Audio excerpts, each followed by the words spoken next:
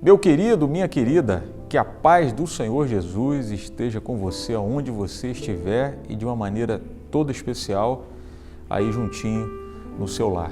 Mais uma vez, muito obrigado pelo carinho da recepção, pela confiança de me receber na sua casa para uma visita rápida. Tem café nessa casa hoje aí? Prometo que não vai demorar, uma alegria, uma satisfação. E quero pensar com você mais um pouquinho sobre a essência espiritual do casamento. Vamos juntos, vamos pensar mais um pouquinho sobre esse assunto. Está só começando o Restaurando a Família. Eu sei que a família é um projeto de Deus.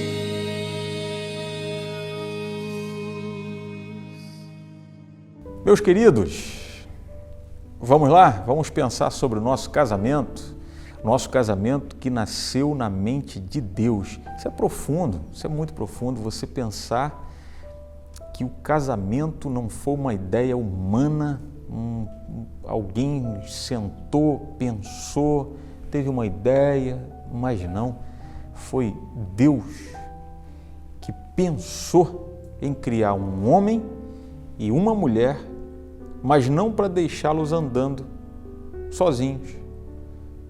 Não, ele já tinha a intenção de fazer com que dois se tornasse um, mas de uma forma tão extraordinária.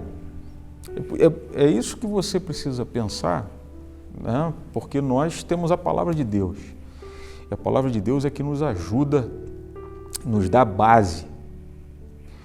Eu queria que você pensasse na casa sobre a areia e na casa sobre a rocha. Muitos casamentos, eles sucumbem às tempestades e aos ventos exatamente porque eles não foram alicerçados na rocha. E a rocha é a palavra de Deus, instrução, conhecimento. É daqui que nós vamos partir depois para as aplicações. Mas não podemos começar da aplicação. De repente eu podia chegar aqui para você, fazer um monte de gracinha, contar um monte de historinhas, fazer um monte de aplicações que você ia morrer de rir e achar super engraçado, mas eu quero te levar à consciência da seriedade que é um casamento, porque ele nasceu no coração de Deus. Preste atenção, quando Deus falou, e disse Deus, façamos o homem à nossa imagem, conforme a nossa semelhança.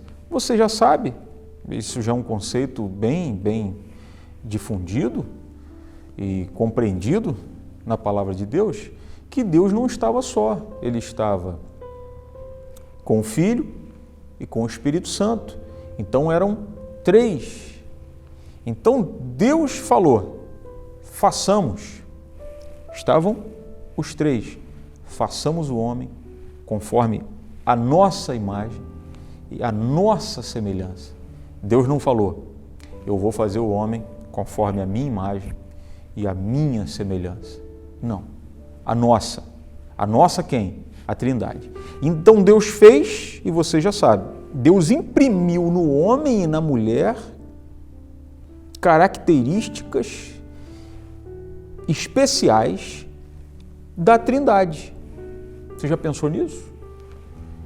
Deus transferiu algumas coisas, Ele não transferiu tudo, toda a sua essência, impossível, porque Ele é Deus santo, eterno, mas algumas coisas, alguns atributos, Ele transferiu para o homem e para a mulher, colocou neles. E dentre os aspectos, os traços que Deus transferiu para o homem e para a mulher, você sabe, Ele transferiu a capacidade de raciocínio, foi uma coisa extraordinária, principal, porque depois para o homem receber aquele comando de sair para colocar nome nos animais, ele recebeu inteligência para aquilo ali, não foi uma coisa assim, simples, era uma missão que exigia um QI alto, recebeu a vontade, recebeu a capacidade de decidir, as emoções, de sentir. nos dois, tanto o homem como a mulher. Agora, pensa comigo. Nós sabemos que é uma dificuldade muito grande para os principais teólogos, estudantes, os estudados, homens que há anos estão debruçados sobre esse assunto, eles não têm tanta facilidade de falar sobre a Trindade. É um assunto difícil de explicar. É difícil em que aspecto? É difícil você explicar como é que 3 são 1. É difícil, né? Mas pensa bem, Deus não fez 2 e disse que seriam 1? Os 2 seriam uma carne. Você não acha que esse é um traço todo especial que Deus imprimiu no homem e na mulher e agora no relacionamento conjugal, imprimiu no relacionamento dos dois, no casamento, esse aspecto da Trindade, de eles serem um de uma maneira que não se dá para explicar. Extraordinário, porque na Trindade nós sabemos perfeitamente que Deus Pai, o Filho e o Espírito Santo são um, porém, a noção mais simples que nós temos é que cada um desempenha um papel diferente do outro. No entanto, os 3 são da mesma substância, os 3 são coesos, não divergem jamais, por isso que nós temos dificuldade de dissociar. Mas nós sabemos que cada um desempenha um papel. Não foi exatamente o que Deus transferiu para o homem e para a mulher? Transferiu para eles essa unicidade, eles seriam também um, mas deu papéis diferentes para o homem e papéis diferentes para a mulher. Funções, aquilo que eles iam fazer, o que cada um ia desempenhar. Mas deveriam desempenhar de uma maneira tão maravilhosa, tão extraordinária, de maneira que refletissem a Trindade. O façamos o homem à nossa imagem e à nossa semelhança. Eles deveriam ser um dessa maneira, com um traço muito maravilhoso, mas desempenhando funções diferentes. A mulher sendo a auxiliadora, a ajudadora, e o homem sendo aquele que ia tomar a liderança, mas em uma harmonia tão extraordinária que quase que seria difícil perceber quem era quem. Como é que está o seu casamento? Você, cabeça, já definimos isso aqui, você não tem mais dúvida sobre isso, né? Você é o cabeça colocado por Deus. Mas como é que você está assumindo essa liderança? Está tendo uma discrepância muito grande. Todo mundo observa que você é o cabeça, o mandão, o que dá ordens, o que exige. É assim? Meu querido, se está sendo assim, você já está vendo que tem alguma coisa errada, porque não deveria ser assim. Esposa, como é que você está se comportando? Você está sendo uma auxiliadora ou você também está querendo subir para a posição do marido e aí está dando os conflitos, as discórdias? Não é o intento de Deus. O intento de Deus é que essa união ela seja perfeita, cada um desempenhe o seu papel de maneira que quando Deus olha, Deus vê que está conforme a sua imagem. Que extraordinário. Então, o casamento, em primeiro lugar, o casamento é algo espiritual, tem uma base espiritual. Por isso que eu estou enfatizando para você que não tem como nós tratarmos de casamento de uma maneira séria, sem tomarmos como base a palavra de Deus. Não tem como. Eu não posso chegar aqui para você, contar uma historinha, uma piadinha e depois desenvolver um conceito e colocar aqui, fechar a palavra de Deus, colocar aqui do lado e falar, vamos embora, vamos aplicar. Não.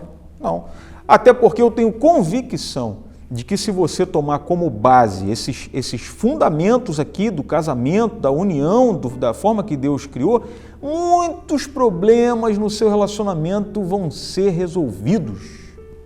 E mais, melhor ainda, se você está começando no seu relacionamento, ou é um jovem, uma moça que está ouvindo e que vai se casar e tomar como base a palavra de Deus, te garanto, não eu, pastor Elias Binhotti, não, te garanto pelo que a palavra de Deus diz, porque ela é fiel, a palavra de Deus não mente, Deus vela pela sua palavra para a cumprir.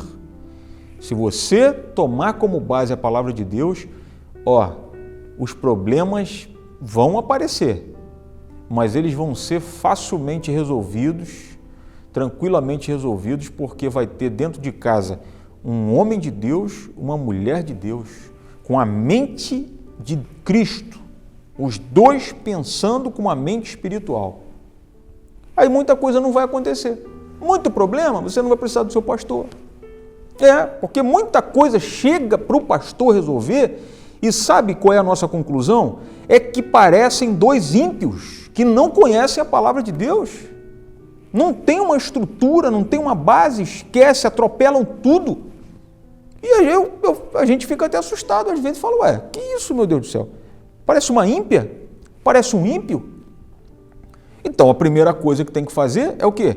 É conhecer a palavra de Deus. São crentes? Agora, se não são crentes, meu querido, eu vou ser muito franco, eu tenho muita dificuldade em dissociar o casamento desse veio espiritual. O casamento tem um DNA todo espiritual, porque foi nascido, foi pensado, planejado, executado, orientado por Deus. Como é que um casamento pode ter sucesso deixando de lado as orientações de Deus? Radical, né? Eu não consigo ser mais flexível, não consigo. Por isso que o mundo está assim, criando as terapias, criando os aconselhamentos, criando um monte de encontro, um monte de soluções, e a palavra de Deus vai ficando de lado, quando é a nossa base. Com convicção eu falo, se dedica em conhecer a palavra de Deus, aquilo que Deus diz para você que é o casamento, com certeza seu casamento vai ser uma bênção. E te garanto que você praticamente não vai precisar de literatura nenhuma auxiliar, de suporte, a menos que você queira tomar conhecimento, mas que você vai ficar dependente disso, não vai. Te garanto, a palavra de Deus que diz para nós. Então, você é o cabeça. Primeiro ponto, mas eu não vou tratar hoje, vou deixar só para você raciocinar, só para você pensar, você que é o líder da sua casa. Tá, Deus colocou esse traço para os dois serem um, o traço da trindade, para os dois serem um de uma maneira extraordinária.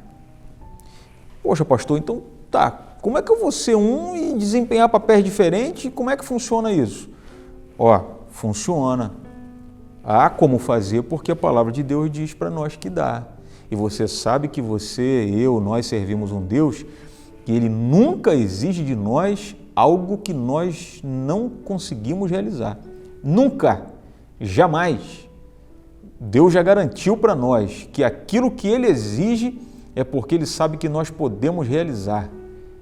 E esse conhecimento espiritual é fundamental. Para quê? Para você saber, poxa, tá bom, eu quero ser o cabeça da minha casa, porque é assim que Deus estabeleceu, mas também não quero ser um cabeçudo, um mandão, um autoritário. Não, eu quero ser um cabeça conforme o coração de Deus, conforme o intento de Deus. Como é que foi? Eu quero ser uma ajudadora conforme Deus estabeleceu. Vamos junto, vamos pensar. Agora, a primeira coisa, meu querido, está preparado para ser o cabeça? A primeira coisa que você tem que fazer é amar. Aí é mole, pastor. Poxa, amar é comigo mesmo. Sei tudo sobre amor. Sim. Tomara que você não saiba o que é amor segundo o mundo, segundo o conceito do mundo. Mas eu quero no próximo episódio aqui, na próxima semana, começar a pensar contigo aqui, meu querido amigo, não é em tom de crítica, porque eu, na verdade, estou aprendendo também.